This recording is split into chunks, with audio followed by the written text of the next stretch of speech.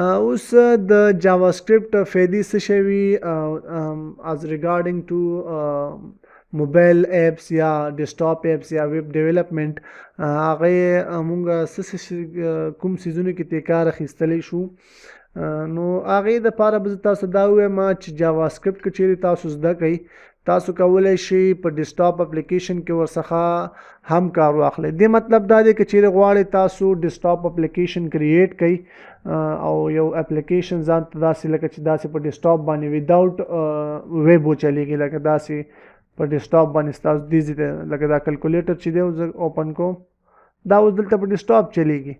تاسو دا کولی شئ په جاواسکرپټ کې هم جوړ کړئ خو هغې دپاره به څه شی کوئ تاسو به د الکترون جی ایس د الکترون یو فریم ورک دی هغه به زده کوئ ورته خو دا ډیر ایزی دی که چې تاسو جاواسکرپټ زده کو نو بیا به د الکترون فریم ورک څخه کار اخلئ تاسو ایزیلی کولی شئ چې بیا جاواسکرپټ له لارې ډیسکټاپ اپلیکیشن جوړ کړئ.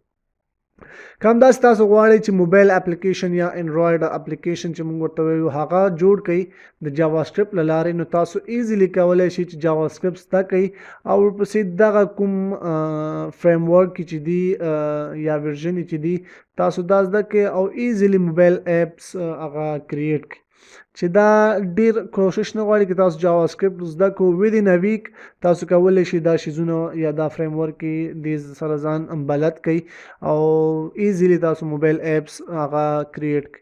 همداسې چې دی هغې دا انګولر جاواسکرپټ دی ریاکټ دی چې نن سبا ډیر زیات خلک درې نه کار اخلي همداسې ریاکټ نیټیو نه کار اخلي ډیر زیات دا فریم ورک دي چې دا بیا موبایل اپلیکیشن کې په کارېږي او د دې ډیمانډ نن سبا ډیر زیات دی.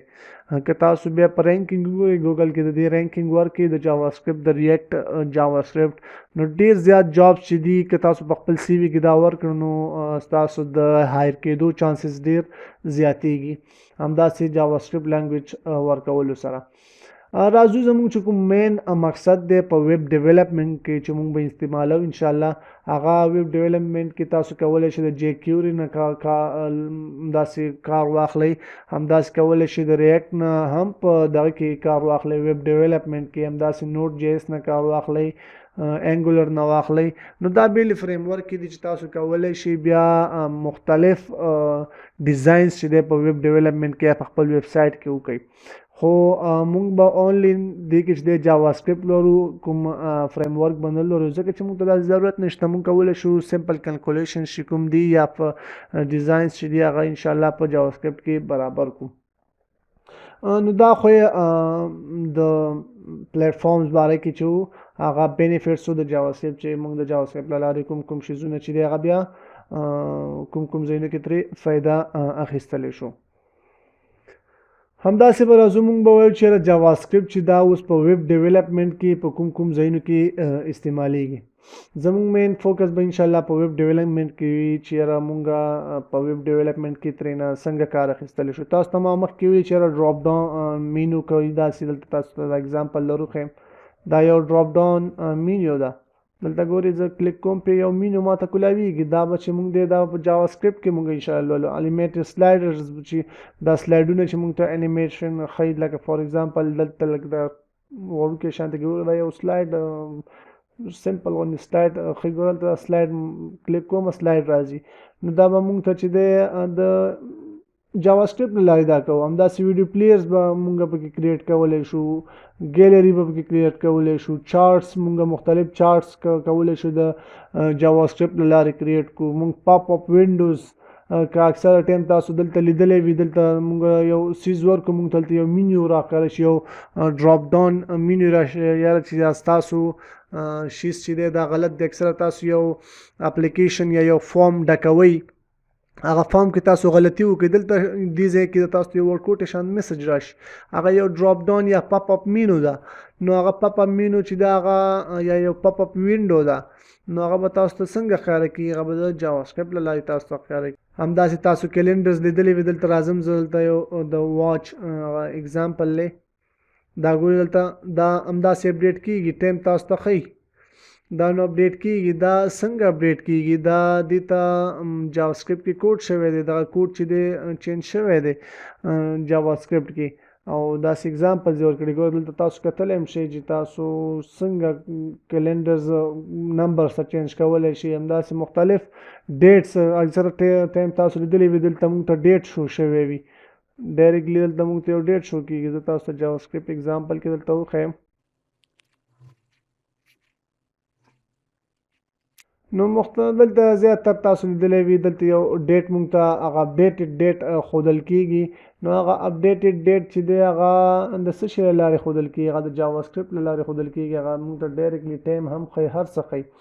فارم ویلیډیشنز کولی شو موږ په دې کې یوز کړو. مطلب که چېرته موږ یو ایمیل لیکو، هغه ایمیل ځای کې چې اکثره ټایم خلک نمبر ولیکي، هغوی ته یو میسج ورکړي چې یاره تاسو رانګ څیز ولیکو، نو هغه بیا موږ ویلیډیشن وکړو یا هغې کې خپله همغه ایمیل ورکړو. نو دغه رانګ میسج چې موږ ته راکړو دی د څه له لارې راکړو؟ دا د جاواسکرپټ له لارې دې ته کوډ کېږي.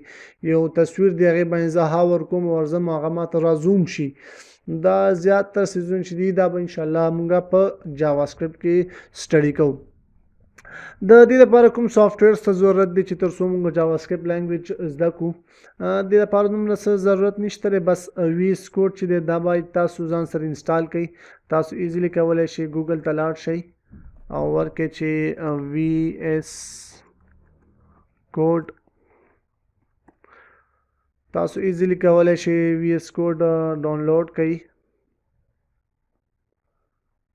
دلته د ډیسکټاپ وینډو لپاره تاسو ډاونلوډ کولی شئ وی ایس کوډ او سمپلی دې کې زیاتر تاسو هلته پام وي چې یو چې دی ویژوال سټوډیو کوډ ده او بل چې دی وی ایس کوډ دی. هغه ویژوال سټوډیو چې دا هغه ډېر هغه لارج فایل دی، نو کوشش وکړئ چې وی ایس کوډ دا یو ورکوټی اپلیکیشن دی دا تاسو را ډاونلوډ کړئ. همداسې دې دپاره به مونږ د بل څیز سره کار لرو. تاسو کولی شئ نوټ پیډ کې هم دا ټول ایکشن ترسره کړئ که تاسو وی ایس کوډ نه استعمالوئ. سبلیم یا را ډاونلوډ کړئ ورته، یا ایټم ورته را ډاونلوډ کړئ. خو زه به تاسو ته ریکمنډ کوم چې یاره تاسو وی ایس کوډ یوز کړئ، ځکه مونږ به انشاءالله په وی ایس کوډ باندې کار کوو او دا به مونږ په خپل ویډیوز کې استعمالوو.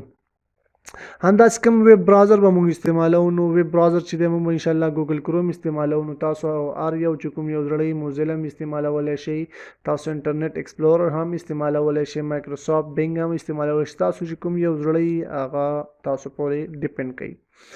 دغه سافټویرز به مونږ په خپل جاواسکرپټ سیریز کې یوز کوو.